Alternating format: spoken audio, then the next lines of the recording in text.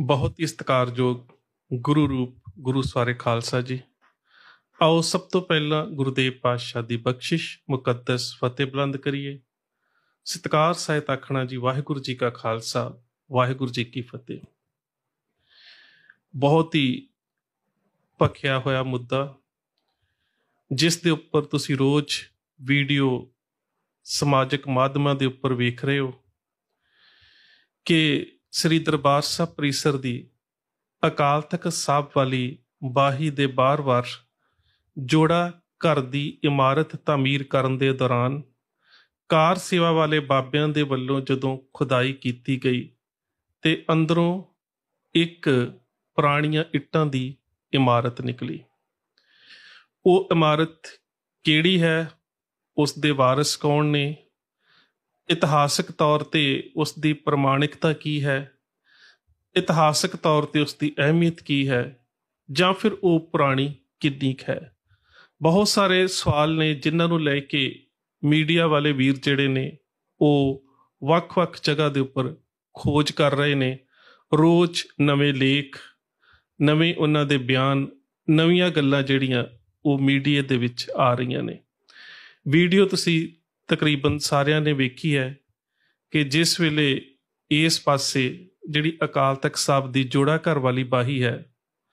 ਜਿੱਧਰ ਅਕਾਲ ਤਖ਼ਤ ਸਾਹਿਬ ਦਾ ਸਕੱਤਰੇਤ ਵੀ ਹੈ, ਕਿ ਇਸ ਪਾਸੇ ਜਦੋਂ ਨਵੀਂ ਇਮਾਰਤ ਤਮੀਰ ਕਰਨ ਦੇ ਵਾਸਤੇ ਕਾਰ ਸੇਵਾ ਵਾਲੇ ਬਾਬਿਆਂ ਦੇ ਵੱਲੋਂ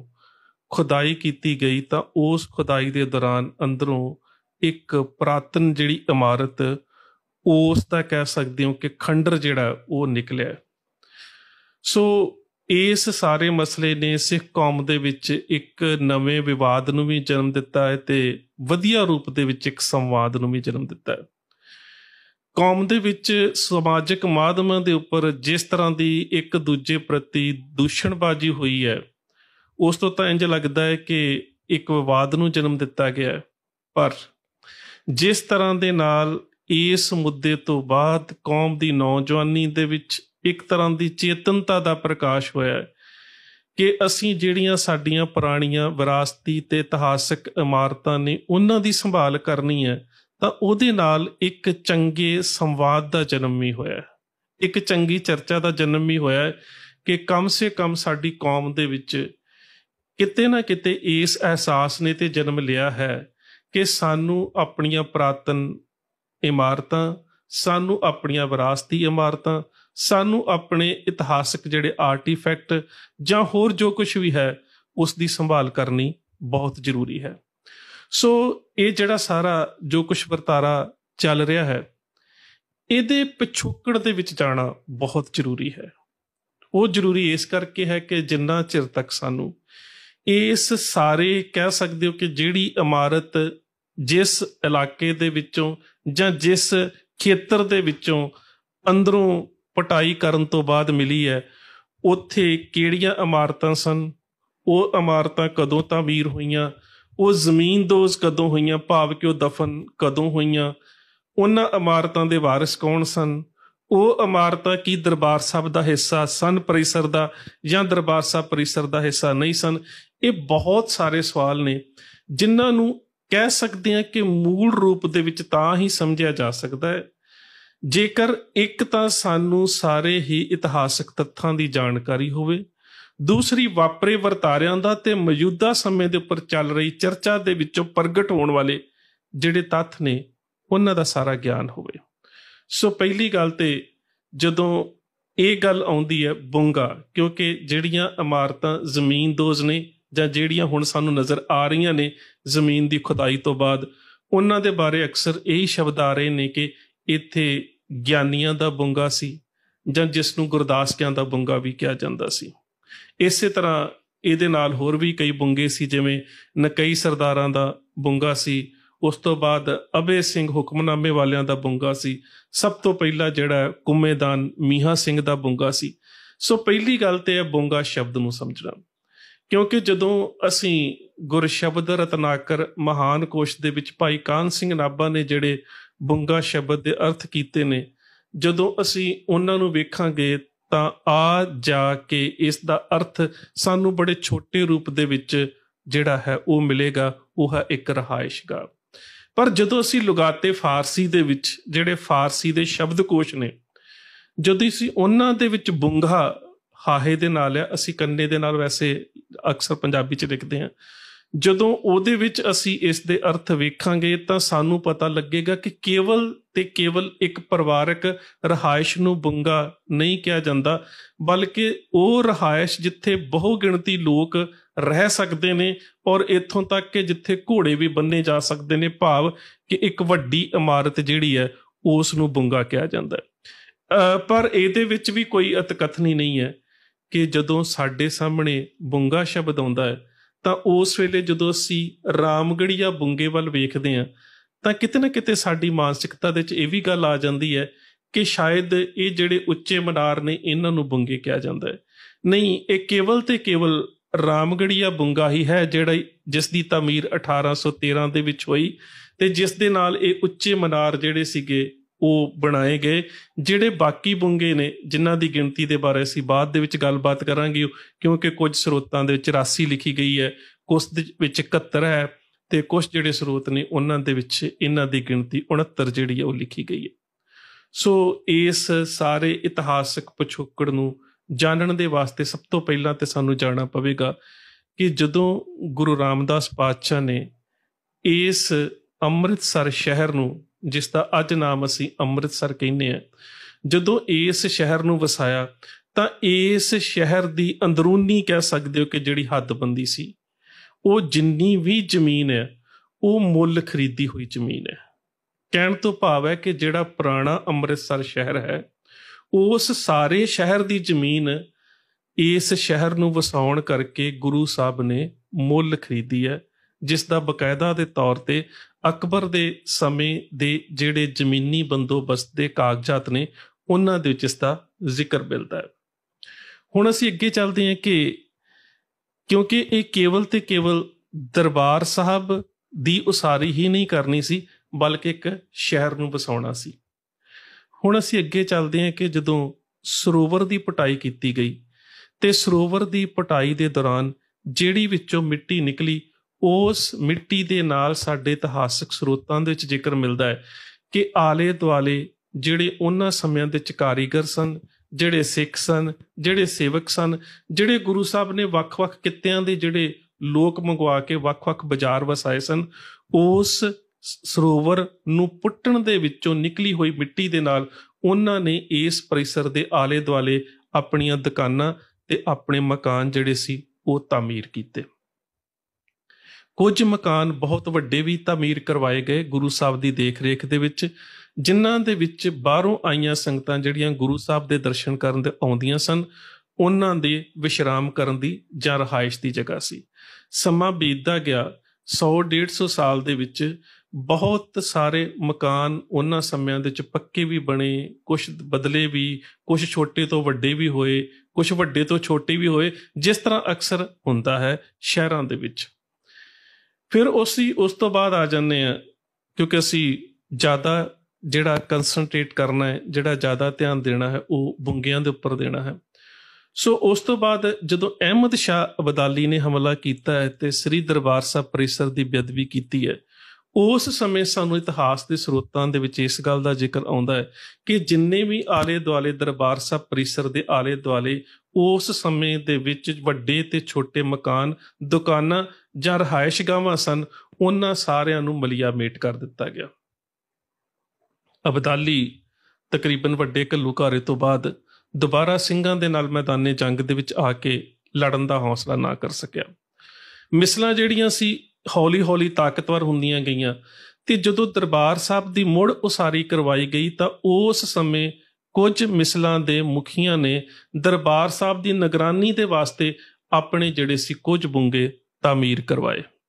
ਉਹਨਾਂ ਦਾ ਕੇਵਲ ਤੇ ਕੇਵਲ ਨਿਸ਼ਾਨਾ ਇੱਥੋਂ ਤੱਕ ਸੀ ਕਿ ਉਹਨਾਂ ਬੁੰਗਿਆਂ ਦੇ ਵਿੱਚ ਕੁਝ ਸ਼ਸਤਰਧਾਰੀ ਸੂਰਮੇ, ਕੁਝ ਘੋੜਸਵਾਰ, ਕੁਝ ਉਹਨਾਂ ਦੇ ਸ਼ਸਤਰ ਹਮੇਸ਼ਾ ਹੀ ਉੱਥੇ ਕਹਿ ਸਕਦੇ ਹੋ ਕਿ ਰਹਿੰਦੇ ਸੀ, ਜਿਹੜੇ ਕਿ ਦਰਬਾਰ ਸਾਹਿਬ ਜਾਂ ਅੰਮ੍ਰਿਤਸਰ ਦੇ ਉੱਪਰ ਹੋਣ ਵਾਲੇ ਕਿਸੇ ਵੀ ਹਮਲੇ ਦਾ ਬਚਾਅ ਕਰ ਸਕਦੇ ਸੀ।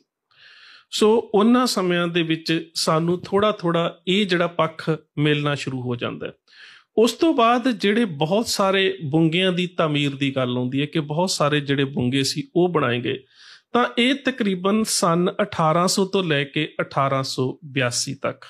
ਬਹੁਤ ਸਾਰੇ ਬੁੰਗੇ ਉਹ ਨੇ ਜਿਨ੍ਹਾਂ ਦੀ ਜੇਕਰ ਤੁਸੀਂ ਤਾਮੀਰ ਕਰਨ ਦੀ ਤਾਰੀਖ ਵੇਖੋਗੇ ਤਾਂ ਉਹ ਸਨ 1800 ਈਸਵੀ ਤੋਂ ਬਾਅਦ ਸ਼ੁਰੂ ਹੁੰਦੀ ਹੈ ਤੇ ਅਖੀਰਲਾ ਜਿਹੜਾ ਬੁੰਗਾ ਹੈ ਉਹ 1882 ਦੇ ਵਿੱਚ ਬਣਦਾ ਹੈ। ਭਾਵ ਕਿ 82 ਕੁ ਸਾਲਾਂ ਦੇ ਵਿੱਚ ਇਹ ਜਿੰਨੇ ਵੀ ਬੁੰਗੇ ਨੇ ਉਹਨਾਂ ਦੀ ਤਾਮੀਰ ਹੋਈ, ਜਾਂ ਕਹਿ ਸਕਦੇ ਹੋ ਕਿ ਉਹ ਬੁੰਗੇ ਜਿਹੜੇ ਸੀ ਉਹ ਬਣਾਏ ਗਏ। ਸ਼ੇਰੇ ਪੰਜਾਬ ਮਹਾਰਾਜਾ ਰਣਜੀਤ ਸਿੰਘ ਦੇ ਸਮੇਂ ਕਹਿ ਸਕਦੇ ਹੋ, ਕਿਉਂਕਿ 1800 ਦੇ ਵਿੱਚ ਉਹ ਲਾਹੌਰ ਦੇ ਉੱਪਰ ਕਾਬਜ ਹੋ ਚੁੱਕੇ ਸੀ, ਜਾਂ ਕਹਿ ਸਕਦੇ ਹੋ ਕਿ ਸਿੱਖ ਰਾਜ ਜਿਹੜਾ ਉਹ ਹੋਂਦ ਦੇ ਵਿੱਚ ਆ ਚੁੱਕਾ ਸੀ। ਸੋ ਕਹਿ ਸਕਦੇ ਹਾਂ ਅਸੀਂ ਕਿ ਜਿੰਨੇ ਵੀ ਬੁੰਗਿਆਂ ਦੀ ਤਾਮੀਰ ਹੋਈ ਹੈ, ਮਿਸਾਲ ਦੇ ਤੌਰ ਤੇ ਚਾਹੇ ਉਹ ਬੁੰਗਾ ਰਾਮਗੜੀਆ ਹੈ 1813 ਦੇ ਵਿੱਚ, ਹੋਰ ਵੀ ਕਈ ਜਿਹੜੇ ਬੁੰਗੇ ਨੇ, ਜਿੰਨੇ ਬੁੰਗਿਆਂ ਦੀ ਤਾਮੀਰ ਹੋਈ ਹੈ ਉਹ ਤਕਰੀਬਨ 1801-2 ਤੋਂ ਲੈ ਕੇ 1882 ਤੱਕ ਹੋਈ ਹੈ। ਸੋ ਇਹਨਾਂ ਬੁੰਗਿਆਂ ਦੀ ਤਾਰੀਖ ਤੋਂ ਜਾਂ ਉਹਨਾਂ ਦੀ ਤਾਮੀਰ ਦਾ ਜਿਹੜਾ ਵਕਤ ਹੈ ਉਹਦੇ ਤੋਂ ਇਹ ਸਿੱਟਾ ਤਾਂ ਸਹਿਜੇ ਕੱਢਿਆ ਜਾ ਸਕਦਾ ਹੈ ਕਿ ਇਹ ਬੁੰਗੇ ਪੁਰਾਣੇ ਕਿੰਨੇ ਸਨ। ਅਗਲੀ ਗੱਲ ਕਿ ਇਹ ਜਿਹੜੇ ਬੁੰਗੇ ਨੇ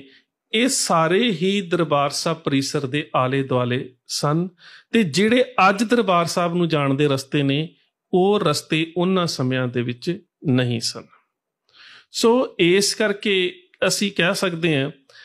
ਕਿ ਇਹ ਦਰਬਾਰ ਸਾਹਿਬ ਪਰਿਸਰ ਦਾ ਜਿੰਨਾ ਆਲਾ ਦੁਆਲਾ ਹੈ, ਇਹਦੇ ਆਲੇ ਦੁਆਲੇ ਸਾਰੇ ਹੀ ਜਿਹੜੇ ਉਸ ਸਮੇਂ ਦੇ ਮਿਸਲਾਂ ਦੇ ਸਰਦਾਰ ਸਨ, ਜਾਂ ਸ਼ੇਰੇ ਪੰਜਾਬ ਮਹਾਰਾਜਾ ਰਣਜੀਤ ਸਿੰਘ ਦੇ ਜਰਨੈਲ ਸਨ, ਜਾਂ ਵੱਡੇ ਸਰਦਾਰ ਘਰਾਣੇ ਸਨ, ਜਾਂ ਇਲਾਕੇ ਦੀਆਂ ਸੰਗਤਾਂ ਸਨ, ਇਹਨਾਂ ਸਾਰਿਆਂ ਨੇ ਹੀ ਆਪਣੇ ਆਪਣੇ ਜਿਹੜੇ ਬੁੰਗੇ ਸੀ ਉਹ ਤਿਆਰ ਕਰਵਾਏ ਹੋਏ ਸੀ। ਇਹਨਾਂ ਬੁੰਗਿਆਂ ਦੇ ਜਿਹੜੇ ਨਾਮ ਨੇ, ਕੁਛ ਬੁੰਗਿਆਂ ਦੇ ਨਾਮ ਮਿਸਲਾਂ ਦੇ ਨਾਮ ਤੇ, ਜਿਵੇਂ ਕਿ ਨਕਈ ਸਰਦਾਰਾਂ ਦਾ ਬੁੰਗਾ, ਇਸੇ ਤਰ੍ਹਾਂ ਦੇ ਨਾਲ ਮਾਨਾਂ ਵਾਲੇ ਸਰਦਾਰਾਂ ਦਾ ਬੁੰਗਾ। ਇਹ ਕੁਝ ਬੁੰਗੇ ਨੇ ਜਿਹੜੇ ਤੁਹਾਨੂੰ ਮਿਸਲਾਂ ਦੇ ਨਾਮ ਦੇ ਉੱਪਰ ਮਿਲਣਗੇ, ਕੁਝ ਬੁੰਗੇ ਵਿਅਕਤੀਆਂ ਦੇ ਨਾਮ ਦੇ ਉੱਪਰ ਮਿਲਣਗੇ, ਜਿਸ ਤਰ੍ਹਾਂ ਕਿ ਸਰਦਾਰ ਮੀਹਾਂ ਸਿੰਘ ਕੁੰਮੇਦਾਨ ਦਾ ਕੁੰਬਾ ਜਿਹੜਾ ਹੈਗਾ ਬੁੰਗਾ। ਉਸ ਤੋਂ ਇਲਾਵਾ ਕੰਵਰ ਨੌ ਨਿਹਾਲ ਸਿੰਘ ਦਾ, ਕੰਵਰ ਸ਼ੇਰ ਸਿੰਘ ਦਾ, ਧਿਆਨ ਸਿੰਘ ਦਾ, ਮਹਾਰਾਣੀ ਸਦਾ ਕੌਰ ਦਾ। ਕੁਝ ਐਸੇ ਨੇ ਜਿਹੜੇ ਤੁਹਾਨੂੰ ਇਲਾਕਿਆਂ ਦੇ ਨਾਮ ਦੇ ਉੱਪਰ ਮਿਲਣਗੇ, ਜਿਸ ਤਰ੍ਹਾਂ ਮਲਵਈਆਂ ਦਾ ਬੁੰਗਾ। ਕੁਛ ਐਸੇ ਨੇ ਜਿਹੜੇ ਨਿਰਮਲਿਆਂ ਦੇ ਨਾਮ ਦੇ ਉੱਪਰ ਵੀ ਨੇ, ਜਿਵੇਂ ਸੰਤ ਸਿੰਘ ਨਿਰਮਲੇ ਦਾ ਬੁੰਗਾ। ਇਸ ਤਰ੍ਹਾਂ ਦੇ ਨਾਲ ਬਹੁਤ ਸਾਰੇ ਬੁੰਗੇ ਜਿਹੜੇ ਨੇ ਤੁਹਾਨੂੰ ਉਹ ਕਿਸੇ ਨਾ ਕਿਸੇ ਨਾਮ ਦੇ ਉੱਪਰ ਮਿਲਦੇ ਸੀ। ਕਹਿ ਸਕਦੇ ਹੋ ਕਿ ਇਲਾਕੇ ਦੇ ਲੋਕਾਂ ਦੇ ਵਾਸਤੇ ਜਿਸ ਇਲਾਕੇ 'ਚੋਂ ਸੰਗਤ ਆਉਂਦੀ ਸੀ, ਉਸ ਇਲਾਕੇ ਦੇ ਸਰਦਾਰ ਨੇ ਆਪਣੇ ਇਲਾਕੇ ਦੀ ਸੰਗਤ ਦੇ ਵਾਸਤੇ ਇੱਕ ਰਿਹਾਇਸ਼ਗਾਹ ਤਿਆਰ ਕੀਤੀ ਹੁੰਦੀ ਸੀ। ਕਿਉਂਕਿ ਅੱਜ ਵਾਂਗੂ ਬਹੁਤ ਜ਼ਿਆਦਾ ਹਜ਼ਾਰਾਂ ਦੀ ਗਿਣਤੀ ਦੇ ਵਿੱਚ ਸੰਗਤਾਂ ਤੇ ਨਹੀਂ ਸੀ ਆਉਂਦੀਆਂ, ਪਰ ਜਿੰਨੀ ਕੁ ਸੰਗਤ ਆਉਂਦੀ ਸੀ ਘੋੜਸਵਾਰਾਂ ਦੇ ਰੂਪ ਦੇ ਵਿੱਚ ਜਾਂ ਪੈਦਲ ਚੱਲ ਕੇ, ਤੇ ਉਹਨਾਂ ਦੀ ਰਿਹਾਇਸ਼ ਦੇ ਵਾਸਤੇ ਜਿਹੜੇ ਸੀ ਇਹ ਬੁੰਗੇ ਤਿਆਰ ਕੀਤੇ ਗਏ। ਸ਼ੇਰੇ ਪੰਜਾਬ ਮਹਾਰਾਜਾ ਰਣਜੀਤ ਸਿੰਘ ਦਾ ਰਾਜ ਜਾਂਦਾ ਰਿਹਾ, ਔਰ ਸਭ ਤੋਂ ਪਹਿਲੀ ਘਟਨਾ ਤਾਂ ਇਹ ਵਾਪਰੀ ਕਿ ਸਨ 1862 ਦੇ ਵਿੱਚ ਜੌਨ ਗਾਰਡਨ ਦੇ ਵੱਲੋਂ ਤਿਆਰ ਕੀਤੇ ਨਕਸ਼ੇ ਦੇ ਅਨੁਸਾਰ 7 ਬੁੰਗੇ ਢਾਹ ਕੇ ਅੰਗਰੇਜ਼ਾਂ ਦੇ ਵੱਲੋਂ ਇੱਕ ਕਲੌਕ ਟਾਵਰ ਜਿਹੜਾ ਉਹ ਤਿਆਰ ਕੀਤਾ ਗਿਆ, ਜਿਸ ਦੀ ਤਸਵੀਰ ਤੁਸੀਂ ਵੇਖ ਸਕਦੇ ਹੋ। ਇਹ 1862 ਦੇ ਵਿੱਚ ਹੋਇਆ। ਸੋ ਇਹਦੇ ਵਾਸਤੇ ਜਿਹੜੇ 7 ਬੁੰਗੇ ਢਾਏ ਗਏ, ਉਹਨਾਂ ਵਿੱਚ 3 ਬੁੰਗੇ, ਇੱਕ ਤਾਂ ਸੰਤ ਸਿੰਘ ਨਿਰਮਲੇ ਦਾ ਬੁੰਗਾ, ਇੱਕ ਜਿਹੜਾ ਸੀਗਾ ਦਾਦੂਪੁਰੀਏ ਸਰਦਾਰਾਂ ਦਾ ਬੁੰਗਾ, ਤੇ ਉਹਦੇ ਨਾਲ ਇੱਕ ਸੀ ਲਾਡੇ ਵਾਲੇ ਸਰਦਾਰਾਂ ਦਾ ਬੁੰਗਾ। ਇਹ 3 ਬੁੰਗੇ ਤਾਂ ਹੋਰ ਸੀ। ਉਹਦੇ ਤੋਂ ਇਲਾਵਾ ਜਿਹੜੇ 4 ਬੁੰਗੇ ਢਾਏ ਗਏ, ਉਹ 4 ਹੀ ਬੁੰਗੇ ਸ਼ੇਰੇ ਪੰਜਾਬ ਮਹਾਰਾਜਾ ਰਣਜੀਤ ਸਿੰਘ ਦੇ ਪਰਿਵਾਰ ਦੇ ਨਾਲ ਸੰਬੰਧ ਰੱਖਦੇ ਸਨ। ਮਹਾਰਾਜਾ ਸ਼ੇਰ ਸਿੰਘ ਦਾ ਬੁੰਗਾ, ਰਾਣੀ ਸਦਾ ਕੌਰ ਦਾ ਬੁੰਗਾ, ਸ਼ੁਕਰ ਚੱਕੀਆ ਮਿਸਲ ਦਾ ਬੁੰਗਾ, ਔਰ ਕੰਵਰ ਨੌ ਨਿਹਾਲ ਸਿੰਘ ਦਾ ਬੁੰਗਾ, ਜਿਸ ਨੂੰ ਸਰਕਾਰੇ ਖਾਲਸਾ ਦਾ ਬੁੰਗਾ ਵੀ ਕਿਹਾ ਜਾਂਦਾ ਸੀ। ਸੋ ਇਸ ਦੇ ਪਿੱਛੇ ਤੁਸੀਂ ਅੰਗਰੇਜ਼ਾਂ ਦੀ ਚਾਲ ਨੂੰ ਸਮਝੋ ਕਿ ਉਹਨਾਂ ਨੇ ਉਸ ਪਰਿਵਾਰ ਦੇ ਹੀ ਬੁੰਗੇ ਢਾਏ ਜਿਸ ਪਰਿਵਾਰ ਦੇ ਕੋਲ ਉਸ ਸਮੇਂ ਸਿੱਖ ਰਾਜ ਦੀ ਵਾਗਡੋਰ ਸੀ। ਕਹਿ ਸਕਦੇ ਹਾਂ ਕਿ ਉਹਨਾਂ ਨੇ ਦਰਬਾਰ ਸਾਹਿਬ ਪਰਿਸਰ ਦੀ ਹਦੂਦ ਦੇ ਵਿੱਚ ਉਹ ਕਲੌਕ ਟਾਵਰ ਨਹੀਂ ਸੀ ਬਣਾਇਆ, ਇੱਕ ਤਰ੍ਹਾਂ ਦੇ ਨਾਲ ਉਸ ਸਿੱਖ ਰਾਜੇ ਦੇ ਬੁੰਗਿਆਂ ਨੂੰ ਢਾਹ ਕੇ ਇੱਕ ਤਰ੍ਹਾਂ ਦੇ ਨਾਲ ਵਿਕਟਰੀ ਟਾਵਰ ਜਿਹੜਾ ਇੱਕ ਜਿੱਤ ਦਾ ਜਿਹੜਾ ਸਤੂਪ ਆ ਉਹ ਬਣਾਇਆ ਸੀ। ਕਿਉਂਕਿ 1862 ਦੇ ਵਿੱਚ ਜਦੋਂ ਜੌਨ ਗਾਰਡਨ ਨੇ ਇਹਦਾ ਨਕਸ਼ਾ ਤਿਆਰ ਕੀਤਾ ਤੇ ਇਹ ਜਿਹੜੀਆਂ 7 ਬੁੰਗੇ ਜਿਹੜੇ ਸਭ ਤੋਂ ਪਹਿਲਾਂ ਢਾਏ ਗਏ, ਇਹ ਬੁੰਗੇ ਉਹੀ ਸਨ ਜਿਨ੍ਹਾਂ ਦੇ ਵਿੱਚੋਂ 4 ਦਾ ਰਣਜੀਤ ਸਿੰਘ ਦੇ ਪਰਿਵਾਰ ਦੇ ਨਾਲ ਸਿੱਧਾ ਸੰਬੰਧ ਸੀ। ਸੋ ਵਕਤ ਹੌਲੀ ਹੌਲੀ ਬੀਤਦਾ ਰਿਹਾ। ਸਿੱਖਾਂ ਦੇ ਮਨ ਦੇ ਵਿੱਚ ਇਸ ਗੱਲ ਦਾ ਰੋਸ ਵੀ ਬਹੁਤ ਸੀ, ਪਰ ਰਾਜ ਅੰਗਰੇਜ਼ਾਂ ਦਾ ਸੀ। ਹੁਣ ਅਸੀਂ ਆ ਜਾਂਦੇ ਹਾਂ ਤਕਰੀਬਨ 1920-21 ਦੇ ਵਿੱਚ, ਜਦੋਂ ਗੁਰਦੁਆਰਾ ਸੁਧਾਰ ਲਹਿਰ ਚੱਲਦੀ ਹੈ। ਜਦੋਂ ਗੁਰਦੁਆਰਾ ਸੁਧਾਰ ਲਹਿਰ ਚੱਲਦੀ ਹੈ ਤਾਂ ਉਦੋਂ ਤੱਕ ਬੇਸ਼ੱਕ ਇਹ ਜਿਹੜਾ ਕਲੌਕ ਟਾਵਰ, ਜਿਹੜੇ 7 ਬੁੰਗੇ ਪਹਿਲੇ ਸੀ, ਜਿੱਥੇ ਅੱਜ ਅਕਾਲ ਤਖਤ ਸਾਹਿਬ ਵਾਲੀ ਬਾਹੀ ਦੇ ਬਾਹਰ ਆਉਂਦਿਆਂ ਜੋੜਾ ਘਰ ਹੈ, ਉਸ ਨੁੱਕਰ ਤੋਂ ਲੈ ਕੇ ਤਕਰੀਬਨ ਕਹਿ ਸਕਦੇ ਹੋ ਕਿ ਘੰਟਾ ਘਰ ਤੱਕ ਇਹ ਸਾਰੇ ਇਲਾਕੇ ਦੇ ਵਿੱਚ ਜਿਹੜੇ 7 ਬੁੰਗੇ ਸੀ, ਇਹਨਾਂ ਨੂੰ ਢਾਹ ਦਿੱਤਾ ਗਿਆ। ਜੇਕਰ ਤੁਸੀਂ ਇਹ ਪੁਰਾਣਾ ਨਕਸ਼ਾ ਵੇਖਣਾ ਹੋਵੇ ਤਾਂ ਵੇਖ ਸਕਦੇ ਹੋ। ਸੋ ਉਸ ਤੋਂ ਬਾਅਦ ਜਦੋਂ ਗੁਰਦੁਆਰਾ ਸੁਧਾਰ ਲਹਿਰ ਸ਼ੁਰੂ ਹੁੰਦੀ ਹੈ, ਤੇ ਗੁਰਦੁਆਰਾ ਸੁਧਾਰ ਲਹਿਰ ਦੇ ਦੌਰਾਨ ਇਹ ਮਹਿਸੂਸ ਕੀਤਾ ਜਾਂਦਾ ਹੈ ਕਿ ਇਹ ਜਿਹੜੇ ਬੁੰਗੇ ਅੰਗਰੇਜ਼ਾਂ ਦੇ ਅਧੀਨ ਨੇ, ਭਾਵ ਕਿ ਜਿੱਥੇ ਉਹ ਦਾਖਲ ਹੋ ਚੁੱਕੇ ਨੇ, ਜਾਂ ਬਹੁਤ ਸਾਰੇ ਬੁੰਗਿਆਂ ਦੇ ਜਿਹੜੇ ਬੁੰਗਈ ਨੇ ਉਹ ਉਹਨਾਂ ਦੇ ਪ੍ਰਭਾਵ ਅਧੀਨ ਨੇ, ਉੱਥੇ ਕੁਛ ਸਿੱਖ ਵਿਰੋਧੀ ਤੇ ਅਨੈਤਿਕ ਕਰਮ ਹੁੰਦੇ ਨੇ। ਤਾਂ ਉਸ ਵੇਲੇ ਗੁਰਦੁਆਰਾ ਸੁਧਾਰ ਲਹਿਰ ਦੇ ਆਗੂਆਂ ਦੇ ਵੱਲੋਂ ਇਹ ਫੈਸਲਾ ਲਿਆ ਜਾਂਦਾ ਹੈ ਕਿ ਇਹ ਸਾਰੇ ਜਿਹੜੇ ਬੁੰਗੇ ਨੇ, ਇਹਨਾਂ ਨੂੰ ਆਪਣੇ ਅਧੀਨ ਕਰ ਲਿਆ ਜਾਵੇ। ਸੋ ਕੁਝ ਤਾਂ ਐਸੇ ਬੁੰਗਈ ਸਰਦਾਰ ਸਨ ਜਿਨ੍ਹਾਂ ਨੇ ਆਪਣੇ ਆਪ ਹੀ ਉਹ ਗੁਰਦੁਆਰਾ ਸੁਧਾਰ ਲਹਿਰ ਦੇ ਆਗੂਆਂ ਨੂੰ ਸਹਿਮਤੀ ਦੇ ਨਾਲ ਦੇ ਦਿੱਤੇ। ਪਰ 1925 ਦੇ ਵਿੱਚ ਜਦੋਂ ਗੁਰਦੁਆਰਾ ਐਕਟ ਬਣਦਾ ਹੈ, ਤੇ ਉਦੋਂ ਕੁਝ ਇਲਾਕਿਆਂ ਦੇ ਲੋਕਾਂ ਨੇ ਤੇ ਕੁਝ ਬੁੰਗਿਆਂ ਦੇ ਜਿਹੜੇ ਸਰਬਰਾਹ ਸੀ, ਜਿਨ੍ਹਾਂ ਨੂੰ ਬੁੰਗਈ ਕਿਹਾ ਜਾਂਦਾ ਸੀ, ਜਿਹੜੇ ਬੁੰਗਿਆਂ ਦੇ ਮੁਖੀ ਸੀ, ਉਹਨਾਂ ਨੇ ਲਾਹੌਰ ਗੁਰਦੁਆਰਾ ਟ੍ਰਿਬਿਊਨਲ ਦੇ ਵਿੱਚ ਇਹ ਦਾਅਵਾ ਕਰ ਦਿੱਤਾ ਕਿ ਅਸੀਂ ਇਹ ਬੁੰਗੇ ਇਸ ਕਮੇਟੀ ਨੂੰ, ਜਾਂ ਜਿਹੜੇ ਅਕਾਲੀਆਂ ਦੀ ਇਹ ਨਵੀਂ ਕਮੇਟੀ ਹੋਣ ਦੇ ਵਿੱਚ ਆਈ ਹੈ, ਅਸੀਂ ਇਸ ਨੂੰ ਨਹੀਂ ਦੇਣੇ। ਸੋ ਇਹ ਕੁਛ ਚਿਰ ਇਹ ਕੇਸ ਚੱਲਦਾ ਰਿਹਾ। ਅੰਗਰੇਜ਼ ਚਾਹੁੰਦੇ ਸੀ ਕਿ ਇਹ ਜਿਹੜਾ ਫੈਸਲਾ ਵਾ, ਇਹ ਬੁੰਗਿਆਂ ਦੇ ਜਿਹੜੇ ਮਾਲਕ ਨੇ ਉਹਨਾਂ ਦੇ ਹੱਥ ਦੇ ਵਿੱਚ ਹੋਵੇ, ਕਿਉਂਕਿ ਬਹੁਤ ਸਾਰੇ ਲੈਕਚਰਾਂ ਦੇ ਵਿੱਚ ਮੈਂ ਪਹਿਲਾਂ ਵੀ ਕਹਿ ਚੁੱਕਾ ਹਾਂ ਕਿ ਤਕਰੀਬਨ ਅੰਗਰੇਜ਼ ਇੱਕ ਗੱਲ ਸਮਝਦੇ ਸੀ ਕਿ Sikh shrines are state within state, ਕਿ ਜਿੰਨਾ ਚਿਰ ਸਿੱਖਾਂ ਦੇ ਗੁਰਦੁਆਰੇ ਤੁਹਾਡੇ ਕਬਜ਼ੇ ਵਿੱਚ ਨਹੀਂ ਆਉਂਦੇ, ਉਹਨਾਂ ਚਿਰ ਤੱਕ ਸਿੱਖਾਂ ਨੂੰ ਗੁਲਾਮ ਨਾ ਸਮਝਿਆ ਜਾਵੇ। ਸੋ ਉਹ ਚਾਹੁੰਦੇ ਸੀ ਕਿ ਬੁੰਗਿਆਂ ਦੇ ਵਿੱਚ ਕਿਸੇ ਤਰ੍ਹਾਂ ਦੇ ਨਾਲ ਸਾਡੀ ਦਖਲ ਅੰਦਾਜ਼ੀ ਰਵੇ। ਇਸ ਕਰਕੇ ਉਹ ਜਿਹੜੀ ਕੇਸ ਕਰਨ ਵਾਲੀ ਧਿਰ ਹੈ, ਉਹ ਉਹਨਾਂ ਦੀ ਮਦਦ ਦੇ ਵਿੱਚ ਸਨ। ਔਰ ਜਿਹੜੀ ਸਿੱਖ ਸਰਦਾਰਾਂ ਦੀ ਧਿਰ ਸੀ, ਜਿਹੜੀ ਕਹਿ ਸਕਦੇ ਹੋ ਕਿ ਗੁਰਦੁਆਰਾ ਸੁਧਾਰ ਲਹਿਰ ਦੇ ਨਾਲ ਜੁੜੇ ਹੋਏ ਜਿਹੜੇ ਸਿੱਖ ਆਗੂ ਸਨ, ਉਹ ਵੀ ਬਹੁਤ ਜ਼ਿਆਦਾ ਰੌਸ਼ਨ ਦਿਮਾਗ ਤੇ ਦੂਰ ਅੰਦੇਸ਼ ਸਨ। ਉਹ ਵੀ ਚਾਹੁੰਦੇ ਸਨ ਕਿ ਕਿਸੇ ਵੀ ਤਰੀਕੇ ਦੇ ਨਾਲ ਇਹ ਜਿਹੜਾ ਫੈਸਲਾ ਹੈ ਅਦਾਲਤ ਤੋਂ ਬਾਹਰ ਕਰ ਲਿਆ ਜਾਵੇ, ਕਿਉਂਕਿ ਜੇਕਰ ਇਹ ਬੁੰਗਿਆਂ ਦੇ ਜਿਹੜੇ ਸਰਬਰਾਹ ਨੇ, ਜਿਨ੍ਹਾਂ ਨੂੰ ਬੁੰਗਈ ਕਿਹਾ ਜਾਂਦਾ ਸੀ, ਜੇਕਰ ਉਹਨਾਂ ਦੇ ਹੱਕ ਦੇ ਵਿੱਚ ਹੋ ਗਿਆ ਨਾ, ਫਿਰ ਉਹਦੇ ਨਾਲ ਆਉਣ ਵਾਲੇ ਸਮੇਂ ਦੇ ਵਿੱਚ ਇੱਕ ਵੱਡੀ ਸਮੱਸਿਆ ਜਿਹੜੀ ਉਹ ਖੜੀ ਹੋਵੇਗੀ। ਇਸ ਕਰਕੇ ਉਹਨਾਂ ਨੇ ਬਾਹਰੋਂ ਬਾਹਰ ਹੀ ਇਹ ਜਿਹੜੇ ਬੁੰਗਿਆਂ ਦੇ ਮਾਲਕ ਬੁੰਗਈ ਸਨ, ਜਾਂ ਜਿਹੜੀਆਂ ਇਲਾਕੇ ਦੀਆਂ ਸੰਗਤਾਂ ਬੁੰਗਿਆਂ ਦੇ ਉੱਪਰ ਕਾਬਜ ਸਨ, ਉਹਨਾਂ ਦੇ ਨਾਲ ਲਿਖਤੀ ਤੌਰ ਤੇ ਇੱਕ ਸਮਝੌਤਾ ਕੀਤਾ 1925 ਦੇ ਵਿੱਚ। ਉਸ ਸਮਝੌਤੇ ਦੇ ਵਿੱਚ ਇੱਕ ਗੱਲ ਲਿਖੀ ਗਈ ਕਿ ਇਹ ਬੁੰਗੇ ਜਿਹੜੇ ਨੇ ਸ੍ਰੀ ਦਰਬਾਰ ਸਾਹਿਬ ਦੇ ਵਕਫ, ਭਾਵ ਕਿ ਦਰਬਾਰ ਸਾਹਿਬ ਦੇ ਵਿੱਚ ਆਉਣ ਵਾਲੀਆਂ ਸੰਗਤਾਂ ਵਾਸਤੇ ਬਣਾਏ ਗਏ ਨੇ। ਇਸ ਕਰਕੇ ਇਹਨਾਂ ਬੁੰਗਿਆਂ ਨੂੰ ਨਾ ਕੋਈ ਗਹਿਣੇ ਪਾ ਸਕਦਾ ਹੈ ਤੇ ਨਾ ਕੋਈ ਵੇਚ ਸਕਦਾ ਹੈ। ਪਹਿਲੀ ਗੱਲ, ਇਹ 5 ਗੱਲਾਂ ਲਿਖੀਆਂ ਗਈਆਂ। ਪਹਿਲੀ ਗੱਲ ਤੇ ਕਿ ਇਹਨਾਂ ਬੁੰਗਿਆਂ ਨੂੰ ਨਾ ਕੋਈ ਵੇਚ ਸਕਦਾ ਹੈ ਤੇ ਨਾ ਕੋਈ ਗਹਿਣੇ ਕਰ ਸਕਦਾ। ਇਹ ਅੱਜ ਦੇ ਸਮੇਂ ਦੇ ਵਿੱਚ ਵੀ ਇਕੱਲੀ ਗੱਲ ਦੇ ਉੱਪਰ ਤੁਹਾਨੂੰ ਧਿਆਨ ਰੱਖਣ ਦੀ ਲੋੜ ਪਵੇਗੀ ਕਿ ਇਹ 1925 ਦੇ ਵਿੱਚ ਜਿਹੜਾ ਸ਼੍ਰੋਮਣੀ, ਜਿਹੜੀ ਕਹਿ ਸਕਦੇ ਹੋ ਕਿ ਸਿੱਖਾਂ ਦੀ ਕਮੇਟੀ, ਤੇ ਉਸ ਤੋਂ ਬਾਅਦ ਇਹ ਜਿਹੜੇ ਬੁੰਗਿਆਂ ਦੇ ਸਰਦਾਰ ਸਰਬਰਾਹ ਮਾਲਕ ਸਨ, ਉਹਨਾਂ ਦੇ ਵਿੱਚ ਜਿਹੜਾ ਲਿਖਤੀ ਸਮਝੌਤਾ ਹੋਇਆ। ਪਹਿਲੀ ਗੱਲ ਕਿ ਇਹ ਬੁੰਗੇ ਸ੍ਰੀ ਦਰਬਾਰ ਸਾਹਿਬ ਦੇ ਵਕਫ ਵਿੱਚ ਹਨ, ਭਾਵ ਕਿ ਦਰਬਾਰ ਸਾਹਿਬ ਦੀ ਆਉਣ ਵਾਲੀ ਸੰਗਤ ਦੇ ਵਾਸਤੇ ਬਣਾਏ ਗਏ ਨੇ, ਨਿੱਜੀ ਵਰਤੋਂ ਲਈ ਨਹੀਂ। ਇਸ ਕਰਕੇ ਨਾ ਕੋਈ ਇਹਨਾਂ ਨੂੰ ਵੇਚ ਸਕਦਾ ਹੈ, ਨਾ ਕੋਈ ਗਹਿਣੇ ਪਾ ਸਕਦਾ ਹੈ। ਦੂਸਰੀ ਗੱਲ, ਜੇ ਕੋਈ ਬੁੰਗਈ ਜਿਹੜਾ ਬੁੰਗੇ ਦੀ ਸੇਵਾ ਕਰਨ ਵਾਲਾ ਹੈ, ਕਿਸੇ ਵੀ ਤਰ੍ਹਾਂ ਦੀ ਪੰਥ ਵਿਰੋਧੀ, ਅਨੈਤਿਕ ਜਾਂ ਕਿਸੇ ਵੀ ਸਿੱਖ ਵਿਰੋਧੀ ਕਾਰਵਾਈ ਦੇ ਵਿੱਚ ਸ਼ਾਮਲ ਹੁੰਦਾ ਪਾਇਆ ਜਾਂਦਾ ਹੈ, ਤੇ ਕਮੇਟੀ ਦੇ ਕੋਲ ਇਹ ਅਧਿਕਾਰ ਹੋਵੇਗਾ ਕਿ ਉਹਦੀ ਜਗ੍ਹਾ ਦੇ ਉੱਪਰ ਨਵਾਂ ਬੁੰਗਈ ਜਿਹੜਾ ਹੈ ਉਸ ਨੂੰ ਨਿਯੁਕਤ ਕੀਤਾ ਜਾਵੇ। ਉਸ ਤੋਂ ਬਾਅਦ 3 ਨੰਬਰ ਗੱਲ ਕਿ ਬੁੰਗੇ ਦੇ ਵਿੱਚ ਗੁਰੂ ਗ੍ਰੰਥ ਸਾਹਿਬ ਮਹਾਰਾਜ ਦੇ ਪ੍ਰਕਾਸ਼ सफाई का ध्यान बुंगई रखेगा। ਇਹਦਾ मतलब कि जिन्ने भी उस वेले बुंगे सन, ਜਦੋਂ ਅਸੀਂ ਜਿੰਨਿਆਂ ਦੀ ਗੱਲ ਕਰਦੇ ਹਾਂ ਤੇ ਸਰਦਾਰ ਗਿਆਨੀ ਗਿਆਨ ਸਿੰਘ ਹੁਣਾਂ ਨੇ ਇਹਦੀ ਗਿਣਤੀ 69 ਦੇ ਕਰੀਬ ਦੱਸੀ ਹੈ। ਇੰਨੀ ਕੀ ਗਿਣਤੀ ਸਰਦਾਰ ਕਰਮ ਸਿੰਘ ਹਿਸਟੋਰੀਅਨ ਹੁਣਾਂ ਨੇ ਲਿਖੀ ਹੈ। ਔਰ 1930 ਔਰ 31 ਦੀ ਜਿਹੜੀ ਦਰਬਾਰ ਸਾਹਿਬ ਰਿਪੋर्ट ਹੈ ਉਹਦੇ ਵਿੱਚ ਇਹਨਾਂ ਦੀ ਗਿਣਤੀ 71 ਦੱਸੀ ਗਈ ਸੀ। ਔਰ ਉਹਦੇ ਨਾਲ ਅੰਤਿਕਾ ਦੇ ਵਿੱਚ ਇਹ ਗੱਲ ਵੀ ਲਿਖੀ ਹੋਈ ਹੈ, ਯਾਨੀ ਕਿਰਪਾਲ ਸਿੰਘ ਹੁਣਾਂ ਨੇ ਇਸ ਦਾ ਬਹੁਤ ਵਧੀਆ ਖੁਲਾਸਾ ਕੀਤਾ ਹੋਇਆ। ਅੰਤਿਕਾ ਦੇ ਵਿੱਚ ਇਹ ਗੱਲ ਵੀ ਲਿਖੀ ਹੋਈ ਹੈ ਕਿ ਅਸਲ ਵਿੱਚ ਬੁੰਗਿਆਂ ਦੀ ਗਿਣਤੀ 84 ਸੀ ਤੇ ਕੁਝ ਬੁੰਗੇ ਵੱਡੇ ਸਰਦਾਰਾਂ ਨੇ ਛੋਟਾ ਬੁੰਗਾ ਜਿਸ ਤਰ੍ਹਾਂ ਖਰੀਦ ਲਿਆ ਤੇ ਕੁਝ ਖੰਡਰਾਤ ਦੇ ਰੂਪ 'ਚ ਚਲੇ ਗਏ ਤੇ ਕੁਝ ਜਿਹੜੇ ਸੀ 7 ਅੰਗਰੇਜ਼ਾਂ ਨੇ ਢਾਹ ਦਿੱਤੇ। ਵੀ ਉਸ ਦੇ ਕਰਦਿਆਂ ਕਰਦਿਆਂ ਗਿਣਤੀ ਜਿਹੜੀ ਆ 69 ਰਹਿ ਗਈ ਆ 84 ਦੇ ਵਿੱਚੋਂ। ਸੋ ਇਹ ਵੀ ਇੱਕ ਧਿਆਨ ਰੱਖਣ ਯੋਗ ਗੱਲ ਹੈ। ਹੁਣ ਅਗਲੀ ਗੱਲ ਆ ਜਾਂਦੀ ਹੈ ਦੂਜਾ ਨੰਬਰ ਮੱਧ ਕਿ ਬੁੰਗੇ ਦੇ ਅੰਦਰ ਗੁਰੂ ਗ੍ਰੰਥ ਸਾਹਿਬ ਮਹਾਰਾਜ ਦੇ ਪ੍ਰਕਾਸ਼ ਔਰ ਸਫਾਈ ਦਾ ਧਿਆਨ ਬੁੰਗਈ ਸਿੰਘ ਰੱਖੇਗਾ। ਇਹਦਾ ਮਤਲਬ ਕਿ ਹਰ ਬੁੰਗੇ ਦੇ ਵਿੱਚ ਗੁਰੂ ਗ੍ਰੰਥ ਸਾਹਿਬ ਮਹਾਰਾਜ ਦਾ ਪ੍ਰਕਾਸ਼ ਹੁੰਦਾ ਸੀ,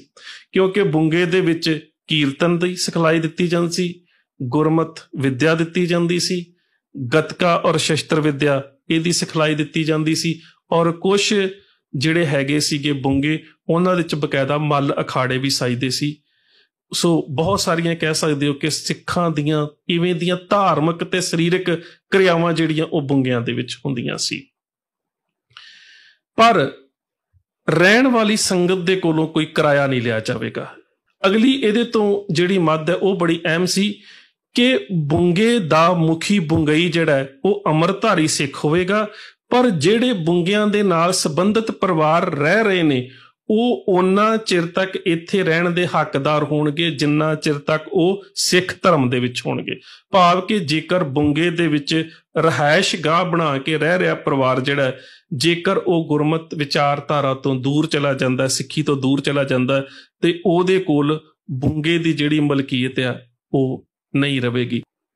ਔਰ ਇਸ ਜਦੋਂ ਇਹ ਸਾਰਾ ਇਕਰਾਰਨਾਮਾ ਹੋ ਰਿਹਾ ਸੀ ਇਹਦੇ ਵਿੱਚ ਇੱਕ ਗੱਲ ਬੜੀ ਅਹਿਮ ਲਿਖੀ ਗਈ, ਕਿਉਂਕਿ ਜਦੋਂ ਆ ਤਸਵੀਰ ਤੁਸੀਂ ਵੇਖ ਵੀ ਸਕਦੇ ਹੋ, ਜਦੋਂ ਤੁਸੀਂ ਕੁਝ ਤਸਵੀਰਾਂ ਵੇਖੋਗੇ ਤੇ ਤੁਹਾਨੂੰ ਇੰਜ ਲੱਗੇਗਾ ਕਿ ਅਕਾਲ ਤਖਤ ਸਾਹਿਬ ਵਾਲੇ ਪਾਸੇ ਕਿਤੇ ਕੁੱਤਾ ਖੜਾ ਹੈ, ਕਿਤੇ ਕੋਈ ਗਊ ਅੰਦਰ ਖੜੀ ਹੈ। ਉਹਦਾ ਕਾਰਨ ਸੀ ਕਿ ਬਹੁਤ ਸਾਰੇ ਜਿਹੜੇ ਬੁੰਗਿਆਂ ਦੇ ਮਾਲਕ ਬੰਗਈ ਸੀ ਉਹਨਾਂ ਨੇ ਪਰਿਕਰਮਾ ਵੱਲ ਨੂੰ ਉਸਾਰੀਆਂ ਕਰ ਲਈਆਂ ਸੀ। ਇਸ ਕਰਕੇ ਇਸ ਇਕਰਾਰਨਾਮੇ ਦੇ ਵਿੱਚ ਇੱਕ ਗੱਲ ਅਹਿਮ ਲਿਖੀ ਗਈ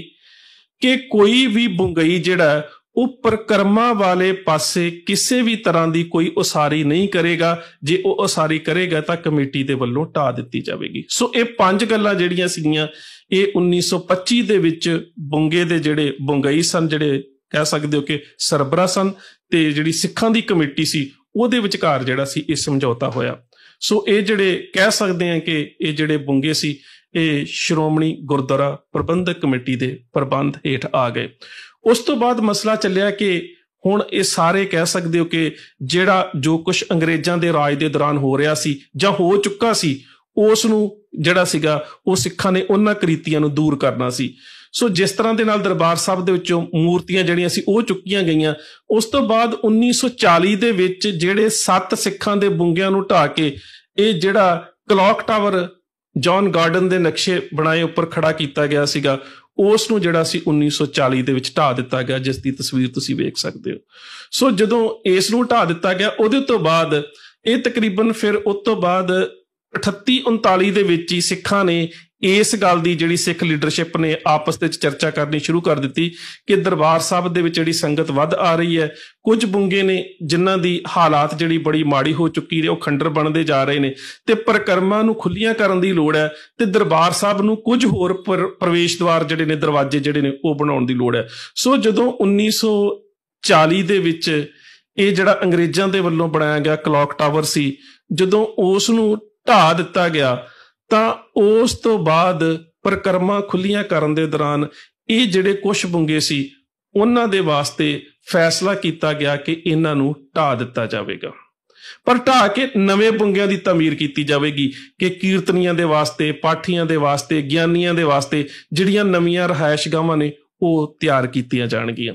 ਸੋ ਇਹ ਜਿਹੜੇ ਸਿੱਖਾਂ ਦੇ ਵੱਲੋਂ ਫੈਸਲਾ ਲਿਆ ਗਿਆ, ਬਕਾਇਦਾ ਉਹਨਾਂ ਸਮਿਆਂ ਦੇ ਜਿਹੜੇ ਸਿੱਖ ਇੰਜੀਨੀਅਰ ਸੀ ਉਹਨਾਂ ਦੀ ਵੀ ਸਲਾਹ ਲਈ ਗਈ ਤੇ ਤਕਰੀਬਨ 1947 ਦੇ ਵਿੱਚ ਇਤਿਹਾਸ ਦੇ ਵਿੱਚ ਜ਼ਿਕਰ ਆਉਂਦਾ ਹੈ, ਅਰਦਾਸ ਕਰਨ ਉਪਰੰਤ ਪਹਿਲੇ ਦਿਨ ਜਿਹੜੇ ਸੀਗੇ ਉਹ 5 ਬੁੰਗੇ ਢਾਏ ਗਏ।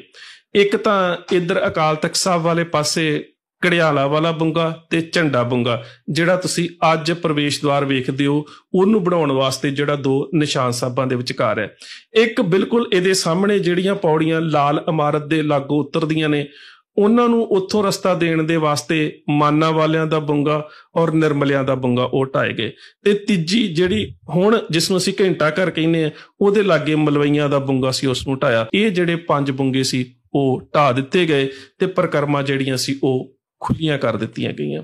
ਸੋ ਜਦੋਂ ਹੁਣ ਅਸੀਂ ਅੱਜ ਦੇ ਸਮੇਂ ਦੇ ਵਿੱਚ ਉਹ ਗੱਲ ਕਰਦੇ ਹਾਂ, ਕਿਉਂਕਿ ਜਿਹੜੇ ਬੁੰਗੇ ਉਸ ਪਰਿਸਰ ਤੋਂ ਬਾਹਰ ਰਹਿ ਗਏ ਸੀ, ਉਹ 1984 ਦੇ ਘੱਲੂਘਾਰੇ ਤੋਂ ਬਾਅਦ ਸਰਕਾਰ ਦੇ ਵੱਲੋਂ ਜਦੋਂ ਗਲਿਆਰਾ ਬਣਾਇਆ ਗਿਆ, ਜਿਹੜਾ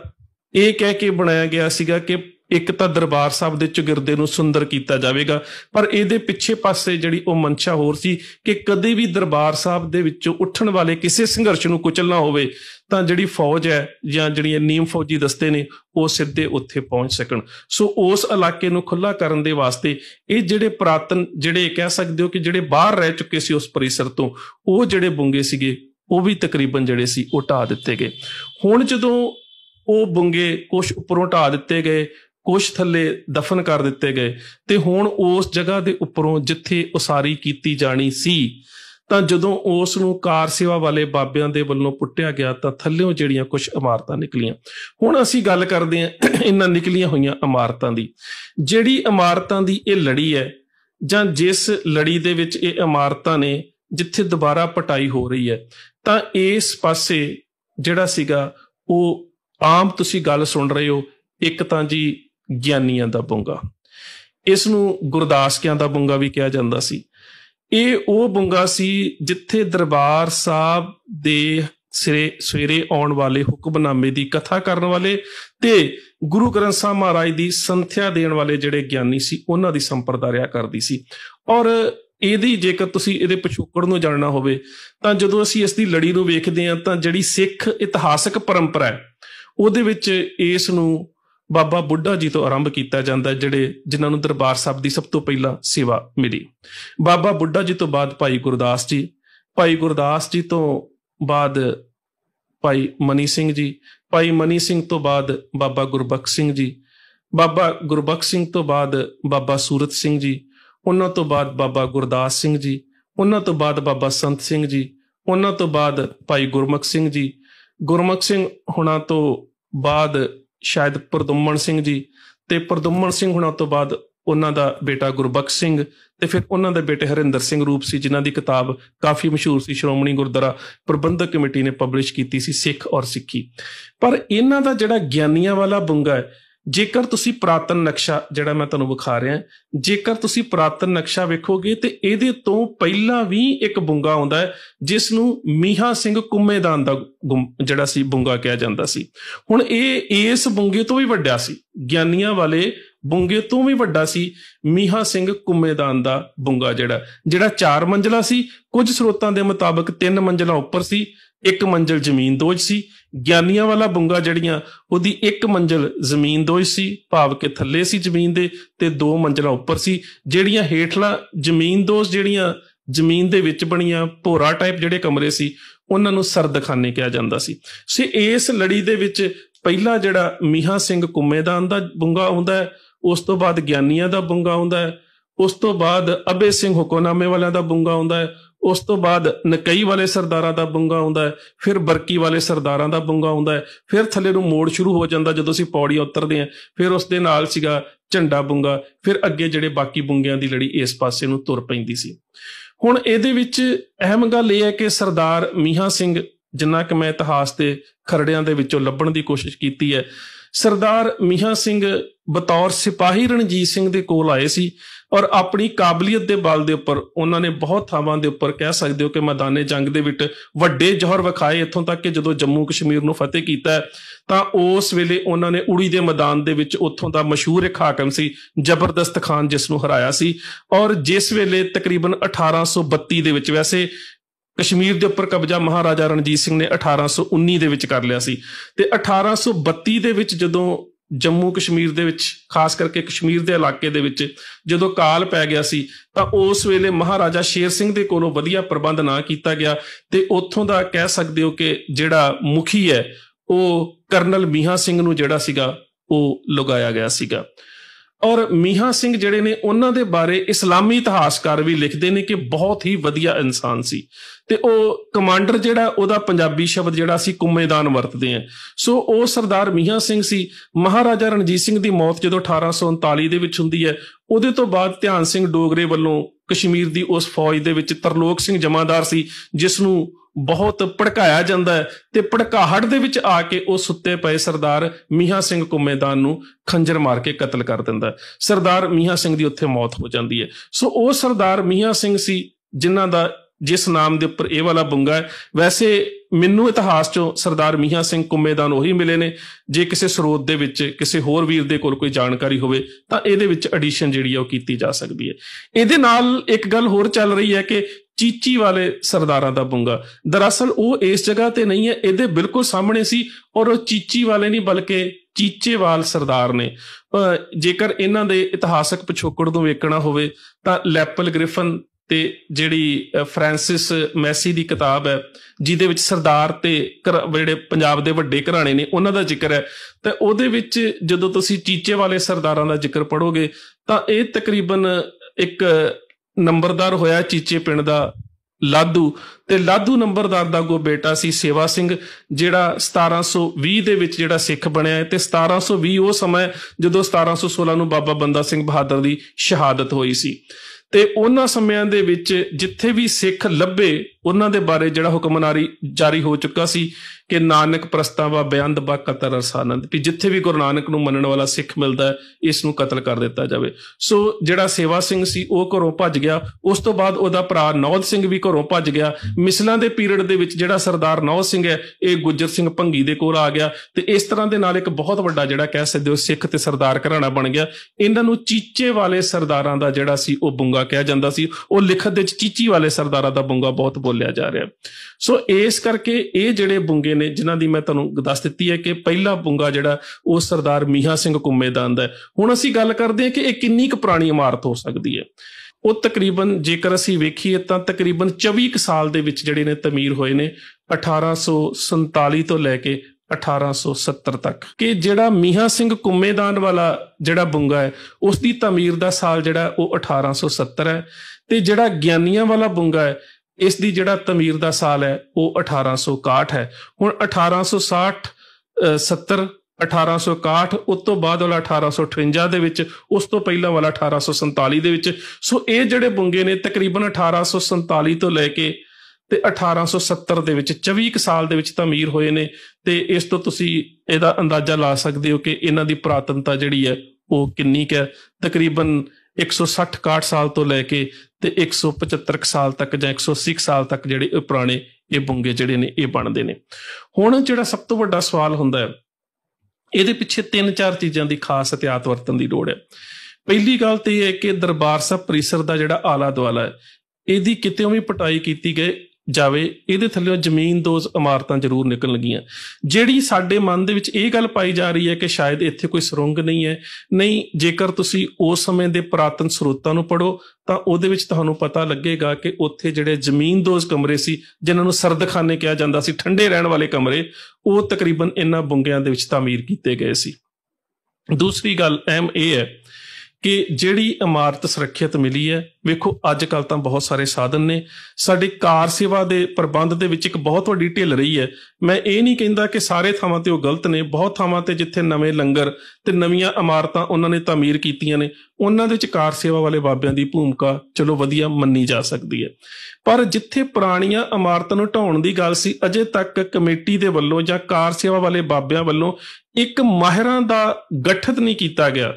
एक ढांचा नहीं बनाया गया जिहदे विच कुछ विरासती इमारतां नूं समझण वाले लोग होण, कुछ इतिहास नूं समझण वाले लोग होण। हुण तां श्रोमणी गुरुद्वारा प्रबंधक कमेटी दे वल्लों बयान आ गया कि कुछ विरासती इमारतां दे माहिरां नूं जिहड़े पुरातत्व विभाग नाल संबंध रखदे ने ਹੈਰੀਟੇਜ ਦੇ ਨਾਲ ਸੰਬੰਧ ਰੱਖਦੇ ਨੇ, ਤੇ ਕੁਝ ਜਿਹੜੇ ਇਤਿਹਾਸਕਾਰ ਨੇ ਉਹਨਾਂ ਦੀ ਕਮੇਟੀ ਜਿਹੜੀ ਹੈ ਉਹ ਇਸ ਚੀਜ਼ ਦੇ ਬਾਰੇ ਨਿਰਣਾ ਲਵੇਗੀ ਕਿ ਇਮਾਰਤਾਂ ਕਿੰਨੀਆਂ ਪੁਰਾਣੀਆਂ ਨੇ। ਪਰ ਕੋਈ ਔਖਾ ਕੰਮ ਨਹੀਂ, ਕਿਉਂਕਿ ਸਰਦਾਰ ਕਰਮ ਸਿੰਘ ਹਿਸਟੋਰੀਅਨ ਨੇ ਇਹਨਾਂ ਇਮਾਰਤਾਂ ਦੀ ਬਣਨ ਦੀ ਜਿਹੜੀ ਹੈ ਉਹ ਤਾਰੀਖ ਦਿੱਤੀ ਹੈ ਕਿ ਕਦੋਂ ਤਮੀਰ ਹੋਈਆਂ ਨੇ। 1870 ਦੇ ਵਿੱਚ ਮੀਹਾਂ ਸਿੰਘ ਵਾਲਾ, ਗਿਆਨੀਆਂ ਵਾਲਾ, ਤੇ 1861 ਦੇ ਵਿੱਚ ਤਮੀਰ ਹੋਇਆ। ਤੁਸੀਂ ਆਪ ਅੰਦਾਜ਼ਾ ਲਾ ਸਕਦੇ ਹੋ ਕਿ ਕਿੰਨੇ ਕੁ ਪੁਰਾਣੇ ਇਹ ਬੁੰਗੇ ਨੇ। ਸੋ ਇਸ ਕਰਕੇ ਜਿਹੜਾ ਸਭ ਤੋਂ ਅਹਿਮ ਪੱਖ ਹੈ ਕਿ ਜਿਹੜਾ ਬੁੰਗਾ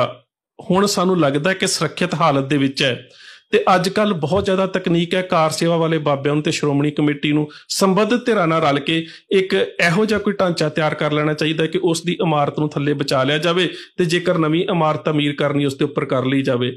ਉਸ ਤੋਂ ਬਾਅਦ ਜਿਹੜੀ ਸਭ ਤੋਂ ਵੱਡੀ ਅਹਿਮ ਗੱਲ ਹੈ ਕਿ ਹੋ ਸਕਦਾ ਹੈ, ਕਿਉਂਕਿ ਜਦੋਂ ਗੁਰਦੁਆਰਾ ਸੁਧਾਰ ਲਹਿਰ ਦੇ ਦੌਰਾਨ ਪ੍ਰਕਰਮਾਂ ਦੇ ਵਿੱਚੋਂ ਮੂਰਤੀਆਂ ਜਿਹੜੀਆਂ ਸੀ ਉਹ ਕੱਢੀਆਂ ਗਈਆਂ, ਇਹ ਵੀ ਹੋ ਸਕਦਾ ਹੈ ਕਿ ਕੱਲ ਨੂੰ ਤੁਸੀਂ ਹੋਰ ਕੋਈ ਅੱਗੇ ਖੁਦਾਈ ਕਰਦੇ ਹੋ ਤੇ ਕੋਈ ਕਿਸੇ ਕਹਿ ਸਕਦੇ ਹੋ ਕਿ ਹੋਰ ਧਰਮ ਦੀ ਕੋਈ ਮੂਰਤੀ ਜਾਂ ਕੋਈ ਚਿੰਨ੍ਹ ਨਿਕਲ ਆਵੇ, ਤੇ ਸਾਡੀ ਕੌਮ ਦੇ ਵਾਸਤੇ ਇੱਕ ਨਵਾਂ ਜਿਹੜਾ ਕਹਿ ਸਕਦੇ ਹੋ ਕਿ ਇੱਕ ਨਵਾਂ ਮਸਲਾ ਖੜਾ ਹੋ ਜਾਵੇ। ਸੋ ਮੇਰੇ ਖਿਆਲ ਦੇ ਨਾਲ ਸਾਨੂੰ ਬੜੀ ਸੰਜੀਦਗੀ ਦੇ ਨਾਲ ਇਸ ਮਸਲੇ ਨੂੰ ਵਾਚਣ ਦੀ ਲੋੜ ਹੈ। ਬੁੰਗਿਆਂ ਦਾ ਇਤਿਹਾਸ ਕਦੋਂ ਬਣੇ, ਕਿਵੇਂ ਬਣੇ, ਉਹ ਮੈਂ ਸਾਰਾ ਜਿਹੜਾ ਸੀਗਾ ਉਹ ਤੁਹਾਡੇ ਨਾਲ ਸਾਂਝਾ ਜਿਹੜਾ ਉਹ ਕਰ ਦਿੱਤਾ। ਪਰ ਇਹ ਇਵੇਂ ਦੀ ਗੱਲ ਨਹੀਂ ਹੈ, ਇਵੇਂ ਦਾ ਮਸਲਾ ਨਹੀਂ ਹੈ ਜਿਹੜਾ ਹੱਲ ਨਾ ਹੋ ਸਕੇ, ਬਲਕਿ ਸਮੱਸਿਆ ਇਹ ਹੈ ਕਿ ਕਾਰ ਸੇਵਾ ਵਾਲੇ ਜਿਹੜੇ ਬਾਬੇ ਹੈ ਉਹਨਾਂ ਨੂੰ ਵੀ ਹੁਣ ਇਸ ਪਾਸੇ ਧਿਆਨ ਦੇਣਾ ਪਵੇਗਾ ਕਿ ਕੌਮ ਬਹੁਤ ਚੇਤਨ ਹੋ ਚੁੱਕੀ ਹੈ, ਨੌਜਵਾਨਾਂ ਦੇ ਵਿੱਚ ਚੇਤਨਤਾ ਆ ਚੁੱਕੀ ਹੈ। ਨੌਜਵਾਨ ਹੁਣ ਜਾਂ ਕੌਮੀਅਤ ਜਿਹੜੀ ਹੈ ਜਾਂ ਸਾਡੀ ਕੌਮ ਹੈ, ਇਹ ਬਰਦਾਸ਼ਤ ਨਹੀਂ ਕਰੇਗੀ ਕਿ ਕਾਰ ਸੇਵਾ ਦੇ ਨਾਮ ਦੇ ਹੇਠ ਤੁਸੀਂ ਆਪਣੀਆਂ ਪੁਰਾਤਨ ਜਾਂ ਇਤਿਹਾਸਕ ਇਮਾਰਤਾਂ ਨੂੰ ਢਾਹ ਦਿਓ। ਸੋ ਜਦੋਂ ਵੀ ਕਿਸੇ ਇਮਾਰਤ ਦੀ ਕਿਸੇ ਵੀ ਤਰ੍ਹਾਂ ਦੀ ਕਹਿ ਸਕਦੇ ਹੋ ਕਿ ਪਹਿਲੀ ਗੱਲ ਤਾਂ ਜਿਹੜੀਆਂ ਪੁਰਾਤਨ ਇਤਿਹਾਸਕ ਇਮਾਰਤਾਂ ਨੇ ਉਹਨਾਂ ਨੂੰ ਪ੍ਰੀਜ਼ਰਵ ਕਰਨ ਵਾਲੇ ਪਾਸੇ ਤੁਰਨਾ ਚਾਹੀਦਾ ਹੈ। ਜਿਹੜਾ ਸਾਡੀ ਕੌਮ ਦੀ ਮਾਨਸਿਕਤਾ ਤੇ ਇਹ ਗੱਲ ਘਰ ਕਰ ਗਈ ਨਾ ਕਿ ਪੁਰਾਣੀ ਨੂੰ ਤੋੜ ਦਿਓ ਤੇ ਸੰਗਮਰਮਰ ਦੀ ਨਵੀਂ ਉਸਾਰ ਦਿਓ, ਸਭ ਤੋਂ ਵੱਧ ਨੁਕਸਾਨ ਸਾਡਾ ਉਸ ਚੀਜ਼ ਨੇ ਕੀਤਾ ਹੈ ਕਿ ਅਸੀਂ ਆਪਣੀ ਆਉਣ ਵਾਲੀ ਭਵਿੱਖ ਦੀ ਪੀੜ੍ਹੀ ਦੇ ਵਾਸਤੇ ਆਪਣੇ ਵਿਰਸੇ ਦੀ ਕੋਈ ਨਿਸ਼ਾਨੀ ਜਿਹੜੀ ਹੈ ਉਹ ਸਾਬਤ ਨਹੀਂ ਰਹਿਣ ਦਿੱਤੀ। ਸੋ ਇਸ ਕਰਕੇ ਉਹਨਾਂ ਨੂੰ ਵੀ ਕੁਝ ਇਤਿਹਾਸ ਕਰਨ ਦਾ ਤੇ ਕੁਝ ਜਿਹੜੇ ਪੁਰਾਤਨ ਇਮਾਰਤਾਂ ਦੇ ਜਾਣਕਾਰ ਨੇ ਉਹਨਾਂ ਦਾ ਗਠਨ ਕਰਨਾ ਚਾਹੀਦਾ ਹੈ, ਤਾਂ ਜੋ ਆਉਣ ਵਾਲੇ ਸਮੇਂ ਦੇ ਵਿੱਚ ਇਵੇਂ ਦੀਆਂ ਸਮੱਸਿਆਵਾਂ ਤੋਂ ਬਚਿਆ ਜਾ ਸਕੇ। ਸੋ ਇੰਨੀਆਂ ਕੁ ਬੇਨਤੀਆਂ ਪ੍ਰਵਾਨ, ਫਤਿਹ ਦੀ ਸਾਂਝ, ਪਿਆਰ ਸਹਿਤ ਆਖਣਾ ਜੀ। ਵਾਹਿਗੁਰੂ ਜੀ ਕਾ ਖਾਲਸਾ, ਵਾਹਿਗੁਰੂ ਜੀ ਕੀ ਫਤਿਹ।